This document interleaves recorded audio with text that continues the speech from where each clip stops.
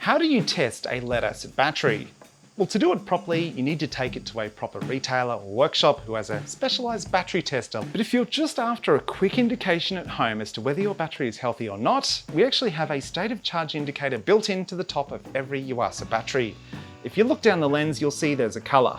And looking at the state of charge indicator sticker here, it'll tell you whether your battery is okay, whether the battery needs to be replaced, and whether the battery needs to be recharged. So straight away, that is the quickest way you can ascertain and get a snapshot of your battery's health. But for more, let's use the voltmeter. This can be done with the battery in or out of the vehicle, but ideally the vehicle should not have been driven for at least the last 24 hours leading up to this test. So grab the voltmeter and put the positive probe on the positive post, negative on the negative, and we'll get a readout.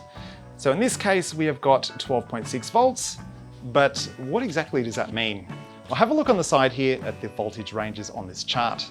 12.6, 12.7 volts, your battery is full, healthy, ready to go. 12.5, 12.4-ish, it's kind of half charged. It would definitely benefit from a recharge, but if not, just keep an eye on it to make sure it doesn't drop any further. If it's sitting around 12.1 to 12.4 volts, it's really getting down there. The longevity of the battery is going to be affected the longer it stays at this level.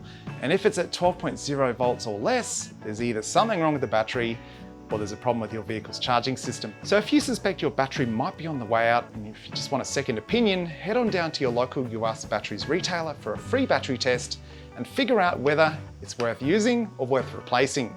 For more information, visit the website yuasabatteries.com.au.